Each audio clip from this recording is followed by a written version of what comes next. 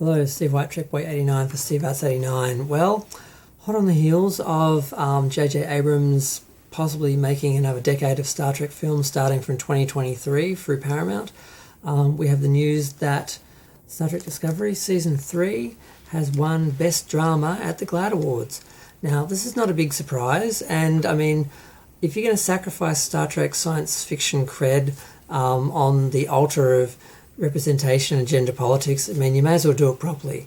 You may as well do it big. You may as well, if you don't walk home with the award, you kind of did it for nothing. So I'm glad they won it, because that's what the show's all about. It's all about representation and gender politics. And it's not about science fiction anymore. It's science fantasy and soap opera. But that's what they want to make. That's what they want to do. And they were aiming for that representation, and that they wanted that acknowledgement. They got it. They got the award. They won over Umbrella Academy, Killing Eve, 911, Lone Star, P-Valley, Ratched, Supergirl, Vida, The Winds, Wyatt Earp. They got the one nomination this year, and they walked away with the one award. They've been nominated each year. Each year of the Star Trek Discovery is 3 years. First 2 years for Anthony Rapp and Wilson Cruz's gay couple. They didn't win the award because apparently gays aren't enough. You need trans, you need non-binary people. So third season they brought them on, and they have the award. Now, I'm being a bit cynical, I know, but the problem I had with these characters, it's not the characters. I have no problem with non-binary or transgender characters, gender fluid characters. I have no issues with that. There won't be any issues with that in the 23rd or the 32nd century, or the 21st century and the 32nd century. It won't be an issue. These things will just be taught in school. Everyone will understand it. You won't need to explain your pronouns or your sexuality. You won't have to be in a closet or come out.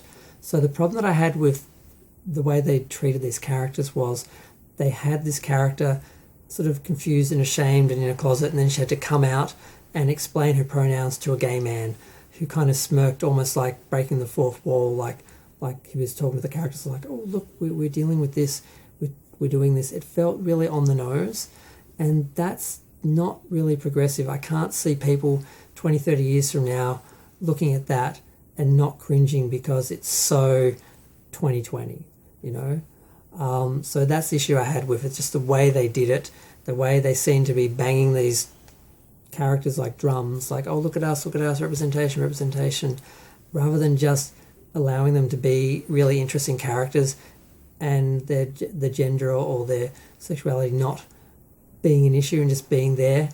That's the way you deal with this with gay characters, and I sort of know a little bit about that, having been a gay person watching representation and judging it for my whole life. And yeah, I wanted representation in Star Trek. I was upset for years that there weren't any gay characters, and then they brought them on, but they made such a big deal of it. They didn't do it the way Star Trek should have done it, where they're just there and their relationships and sexuality are not an issue. They didn't make the gay characters' sexuality an issue within the story, but the pronouns and that they did, and that was just really just not of that time. There's no way a character in the 32nd century, unless Starfleet has regressed, there's no way they would feel that repression and feel the need to then come out and explain to a gay man, like they wouldn't already know this. And it was just done purely for the audience, for the now, and it's really the kind of scene you'd see in a contemporary show dealing with contemporary issues today, not in the 23rd or 32nd century. So that was my issue with it, the way they did it. And the only good thing is, now they've done that, I'm sure season 4, they'll just allow these characters to just be on the ship and be active members of the crew and be part of the story without making it about their gender or their pronouns or their sexuality or anything. That's what I want to see. So hopefully they'll do better next year and win another award next year. Why not? They can win 2 years in a row. They were nominated 3 years in a row. They can win 2. And yeah, I mean, I'm glad they got the award, because if you're going to do this, if you're going to make the show all about representation, and gender politics and what they're doing. At least be the best at it, get the awards, get the recognition, get the attention. If you're going to do it, do it properly. So good for them. Anthony Rapp and Wilson Cruz and Blue Del Toro and damn, I can't remember the other person's name. Damn it. They're all there accepting the award virtually from the set, and I'm happy for them. I'm glad Star Trek has a gay